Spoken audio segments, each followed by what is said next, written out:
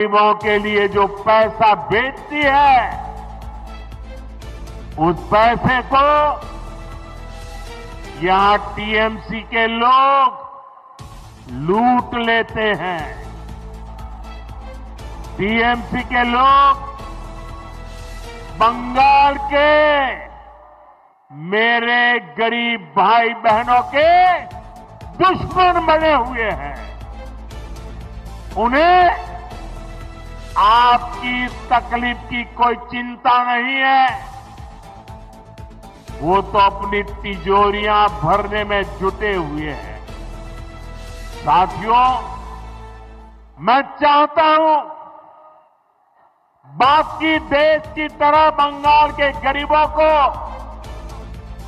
5 लाख रुपए तक का मुफ्त इलाज मिले।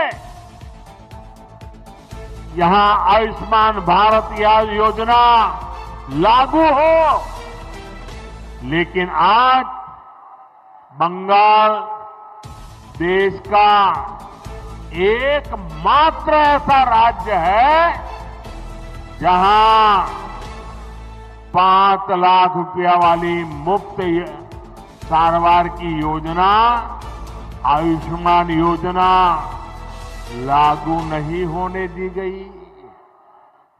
बीते कुछ सालों में आयुष्मान योजना के तहत देश के करोड़ों गरीबों ने अपना मुफ्त इलाज कराया है, लेकिन टीएमसी वाले बंगाल में मेरे किसी भी भाई बहन को आयुष्मान योजना का लाभ नहीं लेने देते। ऐसी पत्थर दिल सरकार, ऐसी निर्मम सरकार, ऐसी सरकार की बंगाल से विदाई जरूरी है।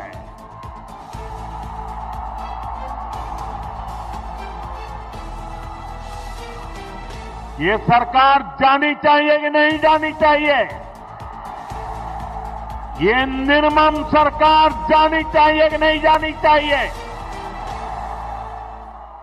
साथियों, केंद्र की भाजपा सरकार देश में पीएम सूर्यघर मुफ्त बिजली योजना चला रही है।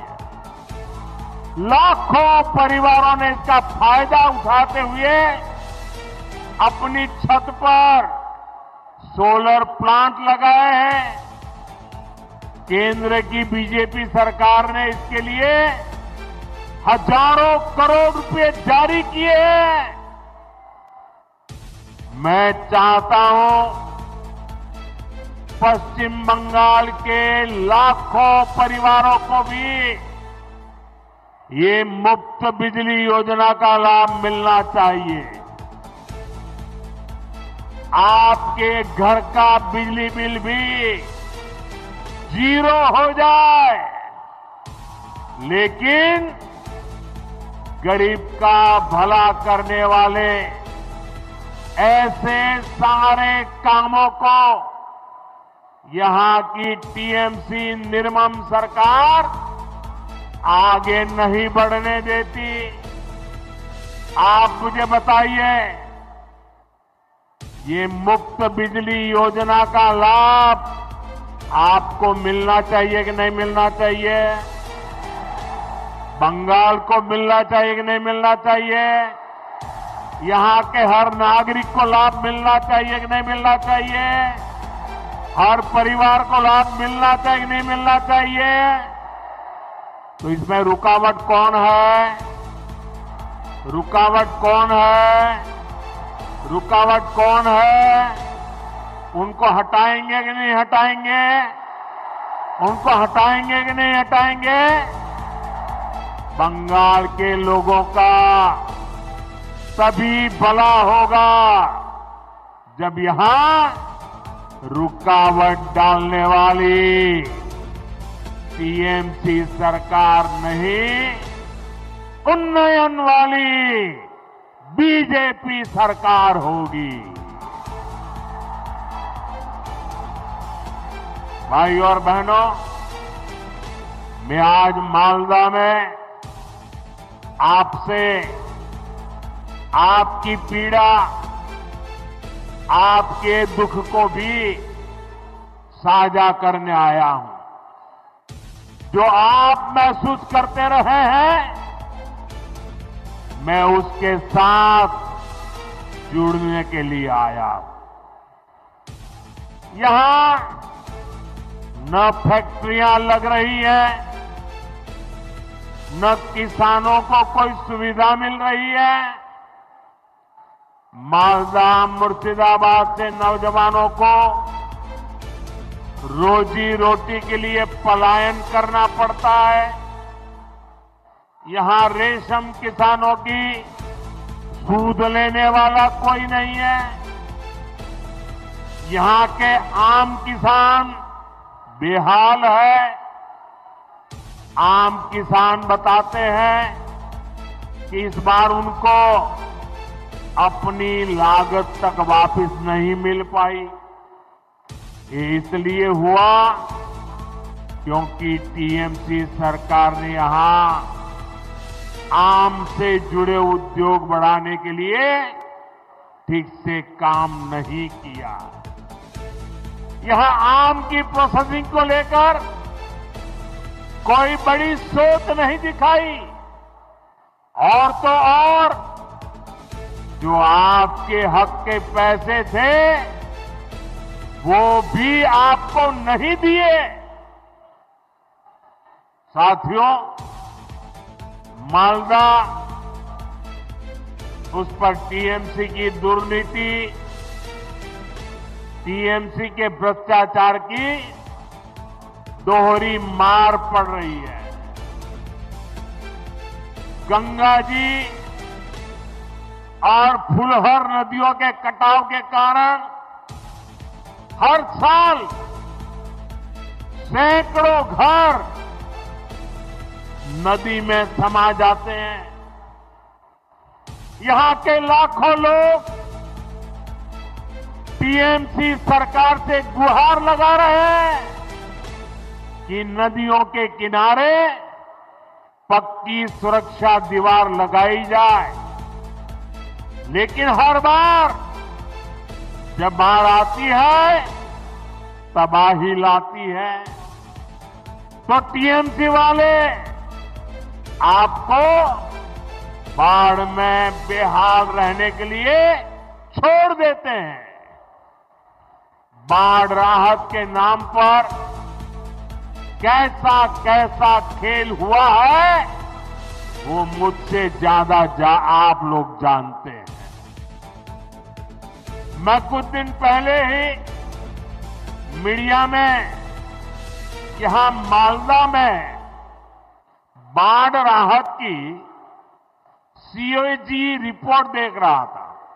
सीएजी रिपोर्ट इस देश में बहुत महत्वपूर्ण दस्तावेज होता है।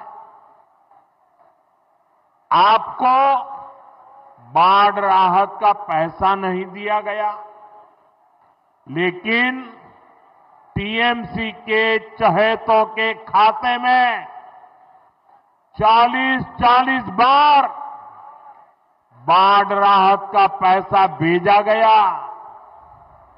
कितने ही ऐसे लोगों को लाखों रुपए बांट दिए गए जो इसके हकदार नहीं थे। यानी जिन पर संकट आया उनको कुछ नहीं मिला, और जो टीएमसी के समर्थक थे उन लोगों ने बाढ़ जैसे संकट में भी गरीब पीड़ितों का पैसा लूट लिया। मैं आज मालदा की धरती से डंके की चोट पर कह रहा हूं, बंगाल में भाजपा की सरकार बनते ही टीएमसी के ऐसे सारे काले कारनामे बंद किए जाएंगे।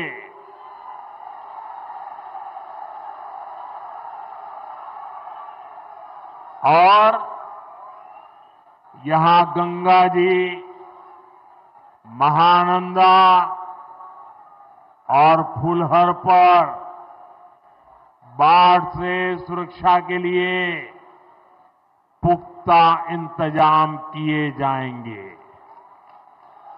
साथियों, आज मैं आपको बंगाल के तेज विकास का विश्वास दिलाने आया हूं। आप यहां भाजपा सरकार बनाइए, हम मालदा का, पश्चिम बंगाल का वो पुराना गौरव फिर लौटाएंगे।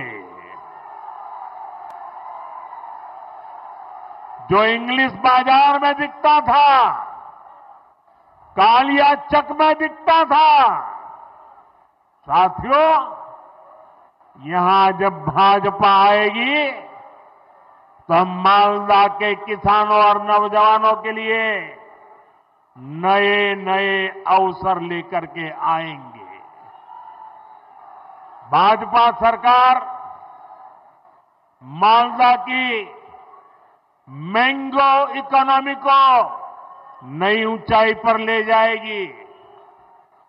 अभी केंद्र की बीजेपी सरकार भंडारण और कोल्ड स्टोरेज जैसा इंफ्रास्ट्रक्चर बनाने के लिए करीब करीब 1 लाख करोड़ रुपए की व्यवस्था की जा रही है। यहां सरकार बनने के बाद हम बंगाल में भी कोल्ड स्टोरेज जैसी सुविधाएं और बढ़ाएंगे। हम यहां के नौजवानों के लिए फूड प्रोसेसिंग सेक्टर में अवसर बढ़ाएंगे। साथियों, रेशम और जूट के धागे ये हमारी विरासत का हिस्सा है। रेशम किसानों के विकास के लिए केंद्र की भाजपा सरकार करोड़ों रुपयों की योजना चला रही है। जूट किसानों को, जूट इंडस्ट्री को भी ताकत मिले, इसके लिए भी केंद्र सरकार, केंद्र की भाजपा सरकार हर संभव प्रयास कर रही है। बीते 11 वर्षों में जूट के